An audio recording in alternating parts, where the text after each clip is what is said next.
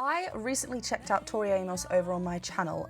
Absolutely loved the performance, her delivery, her connection to the words, the storytelling. I thought it was just wonderful. And I want to check out some more of her material, some more of her live performance specifically. So I am checking out Precious Things. This is a live session 1998. We're gonna break it down. Hi everyone, welcome back to my channel. I'm Jennifer Glatzhofer, but you can call me Jen. I'm a singer and a voice teacher, and I will be breaking down some more Tori Amos today. If you enjoy this type of thing, then please do consider checking me out over on Patreon. There's lots of fun going on over there. But just as a warning, this is a reaction and an analysis, so I will be pausing and talking about the vocals. So go ahead, hit that subscribe button and the bell button, and let's get to it.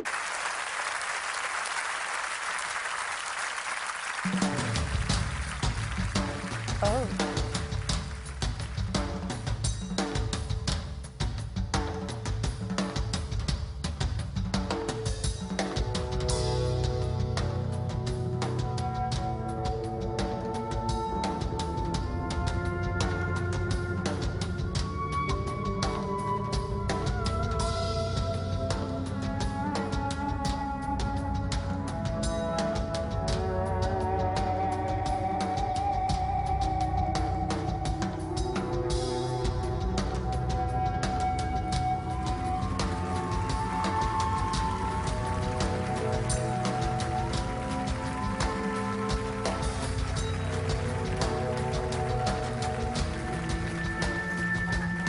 Okay, I will have to just break this, just because otherwise it goes over a minute and copyright. This is a really chilling way to introduce a song. I wonder if it's been like made longer for the purpose of the live live version of this, for Tori Amos to walk forward as well. But really nice. I love how we just start with the drums and then we get this. It's kind of like ascending drone of a note, really eerily come in there. Beautiful. I love this build.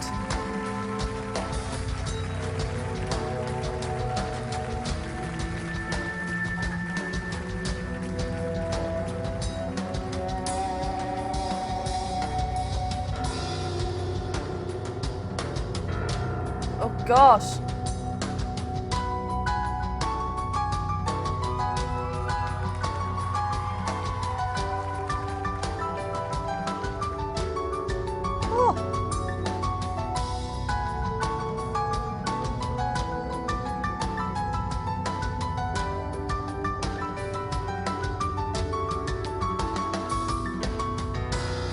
Okay, hold on, before we get to any vocals, I love how we get this. I went, oh gosh, because they were quite like low, almost just very heavy notes on the piano when she first played, and it kind of was quite jarring. And then we get this lovely light quality as she's playing a lot higher up and onto the right of the piano, a lot more delicately, a lot more just a lighter quality on the piano. The build of this is really interesting. I'm enjoying it. It's like rain. And those lovely sustained string notes.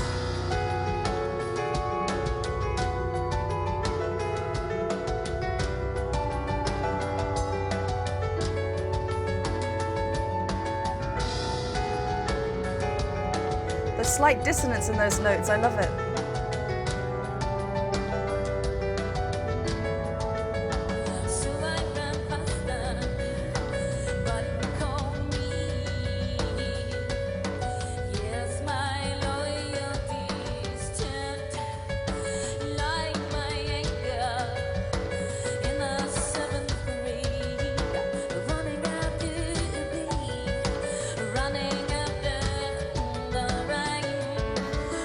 This is so interesting. I love, like, she continues with that melodic, that melody on the piano, which is very broken, very fast, quite repetitive. That fall, that wave, that rain. It sounded like rain. What were the that lyric? Running after the rain.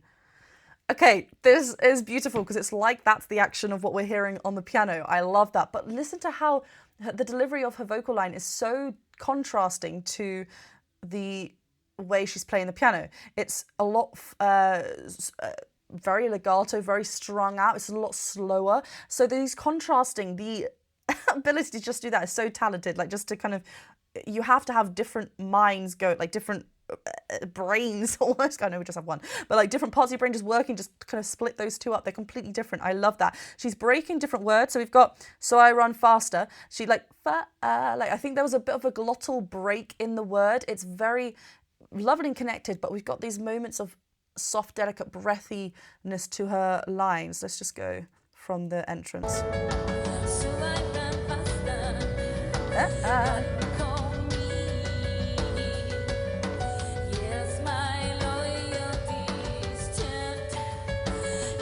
Yeah, so much breath after the phrases.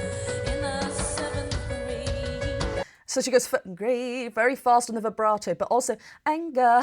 We hear that exhale, that inhale as well. She's using her breath very deliberately to go with the storytelling. She's great with her lyrics and just linking the two together. And the breath is such a huge play on this as well.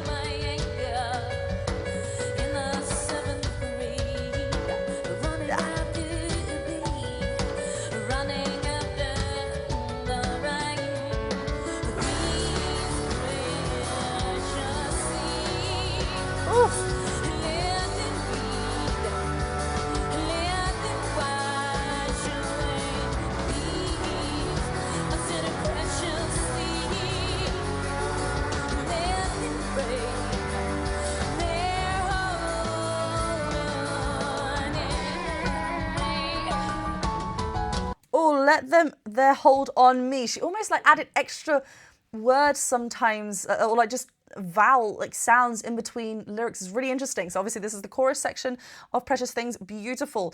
The very last me, she kind of breaks up and we hear that cry coming off. She has a very naturally high setting of a larynx, not too high, but just higher than, I mean, everyone's larynx position is different. That's why we naturally sound different when we talk, but it's just slightly higher, and making that vocal tract shorter, so therefore she has a brighter quality to her sound. This is just naturally to her. She's not manipulating anything. This is just where her voice lies, and I love that it has this lovely shiver to it, this voice, and it leans into, you know, she's honing into that. That's what her voice does. This is what I'm meant to be singing, and this is, it just all ties so well together. Really soft at the top. And I love that straight tone on hold.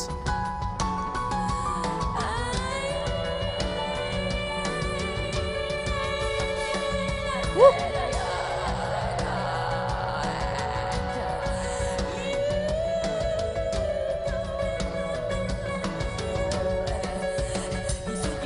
Oh my God, I'm so happy that I'm watching a live version of this, because I want to go listen to the recorded version of this and see how they differ. But wow. Okay. So we go up here. Our vocal folds are thin as we ascend. It's not that the larynx is lifting up higher. The vocal folds are actually, think of it like an elastic band. They are stretching out and thinning out. It was a very thin quality. She's leaning into that a lot more. So very beautiful head dominant sound, but there's a lot of twang there as well. There's a moany feel, like a cry feel. So we're getting lovely clear vocals here, and it's a head dominant mix sound. If we're talking about like, you know, where she's singing this in, it's beautiful. We're allowing it, because it's so thin, we can play around with it and just increase, decrease, wherever we want to go. But what she does so cool here is when she dips down and she sings through that vocal fry. The vocal fry is the lowest where our vocal folds can go. It's that slack quality. She kind of allows it. It's not like, sometimes we hear this on a start, like, and we go onto a note. Here she's just hovering onto it, and it's quite an ugly sound. We don't associate it with singing pretty, but she's using it in such, and we're hearing all these lovely pretty sounds, haunting sounds behind, and she's bringing it forward in a singing melodic way, and it's just so interesting pairing those two together. It's very eerie, and I love that she's using it and not afraid to kind of just play around with these sounds.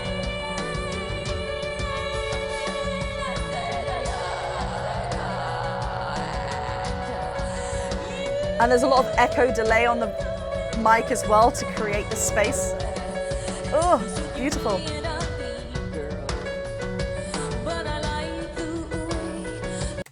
You said you're really an ugly girl. Okay. we're now using the word ugly as well, but girl. Why she drops on the word girl? It's so interesting. I love how it's so unpredictable, and it just makes sense to where she's going.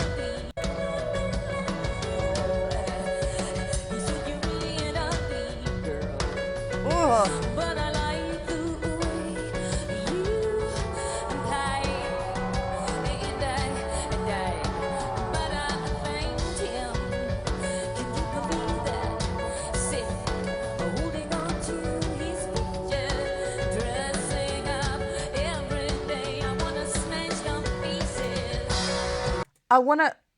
Hold on, I want to smash the faces. Okay, wow. He said, you're really an ugly girl, but I like the way you play, and I died, but I thanked him. Can you believe that? Sick, holding on to his picture, dressed up every day. I want to smash the faces. Oh, wow, this is haunting. And the fact that she's singing this, really connected, but every so often she breaks up words. It's really haunting, and that's showing a lot of control in her vocal, in her vocal ability, and, you know, coming off the words and coming straight away on this glottal onset. It's very jarring.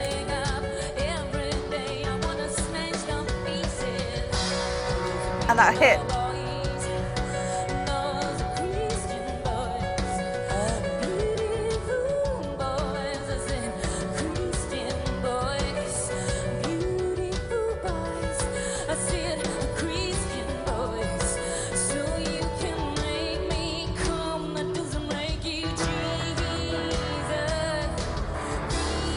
Wow, okay, this is intense. Okay, there was it me and the gun that I was potentially going to do that next, and a lot of people said it's a very, like, maybe put a warning at the beginning of the song. I feel like she is not afraid to step. She seems like a person that is not afraid to step forward and say something, and I love that. I love how raw this is. This is incredible. I feel like it's covering a lot of like misogynistic themes in this. Okay, this is a live session in 1998. A female coming forward and singing something like this is just incredible. Oh, that breathy, delicate way she sings that.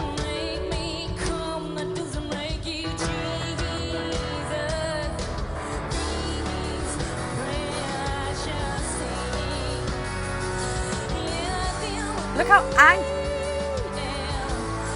I was about to say, look how angry the musical is behind her, but she's still going, she's not afraid of going into these high, beautiful head voice qualities and coming back down. It's just so beautifully decorated.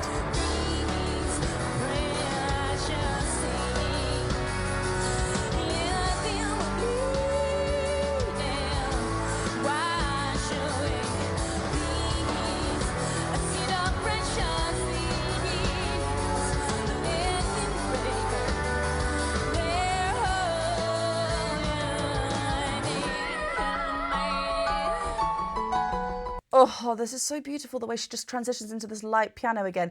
Okay, she's really lingering onto some words as well. Again, it's less about, I need to sound pretty. It's more about the emotion that's just coming when she's singing these songs, and she's really droning, letting it kind of, this moany quality on these certain words as well. Just letting it drone on that is really, it's very interesting.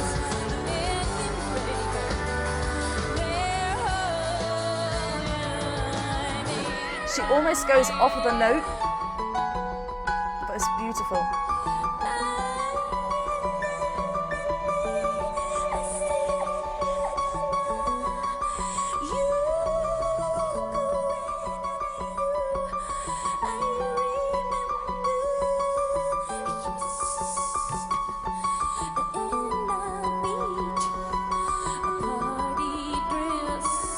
Okay, hold on. I need to check out these lyrics here as well. Okay. I remember... Oh, it's like it's almost that high... It's like when she's bringing herself back to that memory that she's wanting to forget.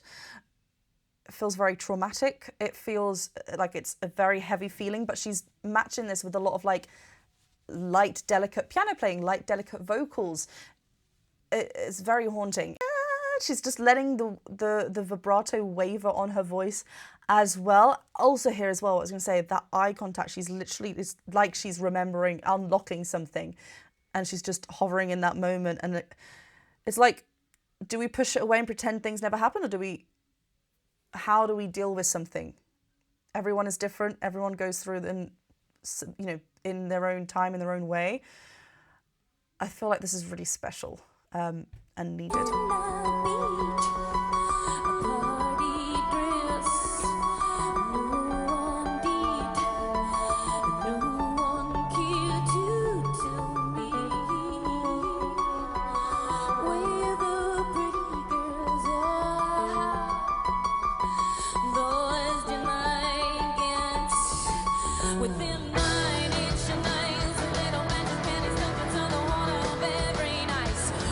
Hold on, that transition is so smooth. From delicate going, bam, we get that full-on hit in this next section of this middle eight, this bridge section. It's quite long, this section actually as well. I love how the structure doesn't follow a predictable structure as well.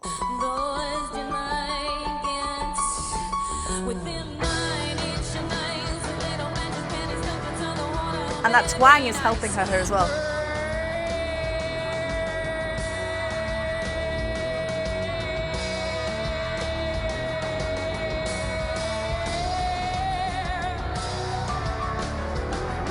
Oh my God, that felt like a guttural kind of just emotive sound. She stopped playing the piano there as well, just let everyone else, and it was full on in that moment.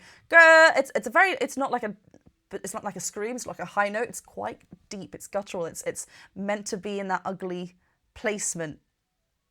This is such a good use of, I mean, everyone writes songs for different reasons, but this is just magic.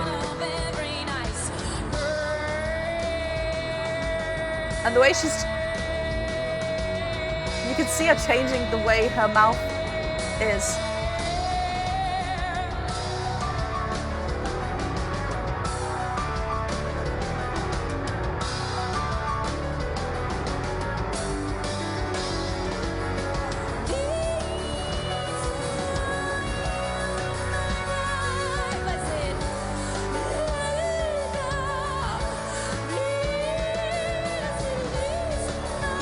Oh my God. Okay, sorry, I know I've paused that really bad. When she starts this, it's very connected, the tone is coming first. It's quite a smooth onset, very thin, and she comes down. Then the second time she does the second section of this second part, she's heavily relying on that breath to lead her through, which is allowing her vocals to almost crack, and we hear this disconnect in her voice.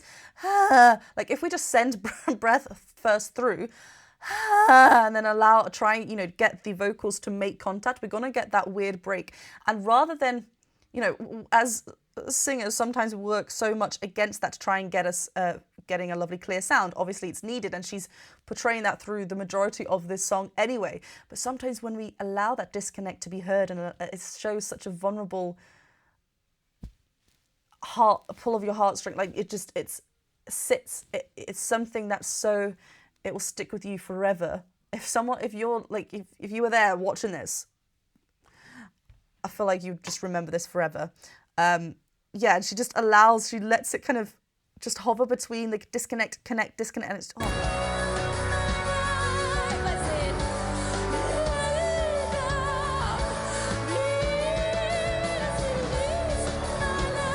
and it's,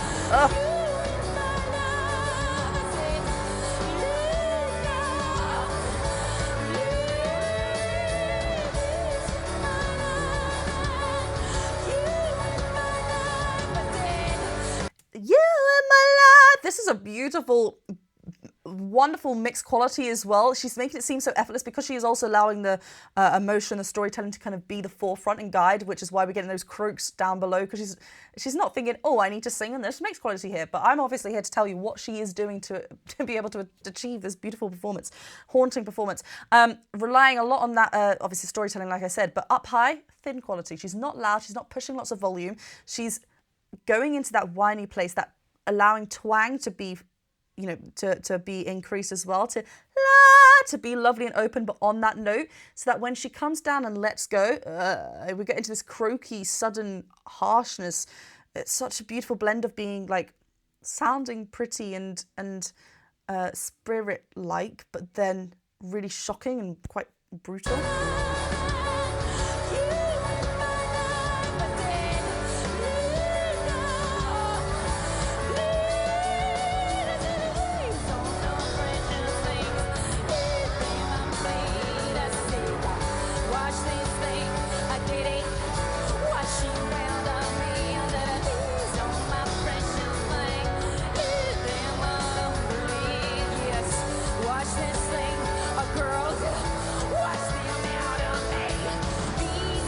wow, this you can feel how it's just building and building and building. The instrumentation, all the musicians here are just wonderful. She is incredible. I love how here we've almost flipped it. Like we're actually a lot lower than what we were before. Precious things, and it's got this lovely bitey, narrow kind of attack of it. Much more important than, again, sounding pretty. It's just, I love how we flipped that across, and it's just really piercing through.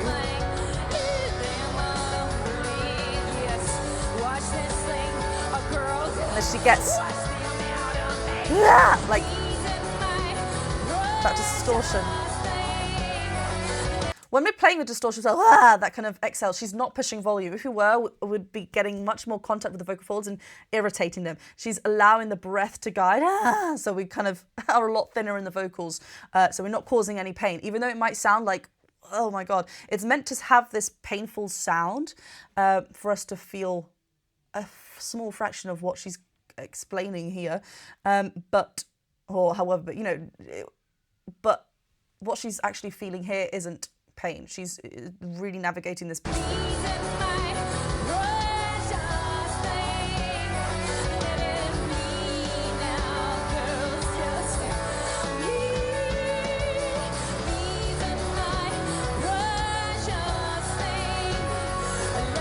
Oh.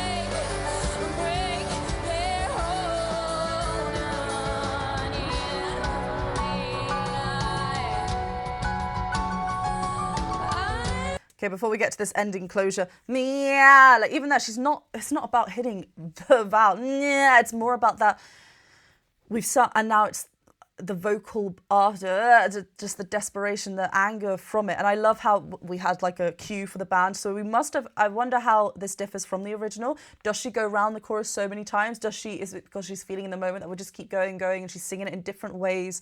But this is still a performance at the end of the day. She still needs to cue everyone. So whilst she's so in that moment, she's also working that. There are so many different hats, that are so many different roles that she's going through whilst performing this.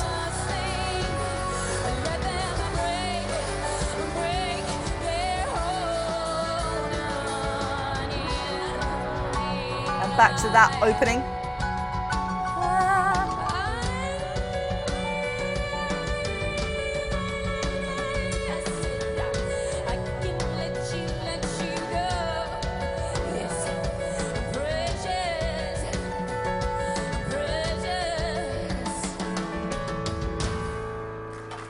Oh, and to stop unresolved as well.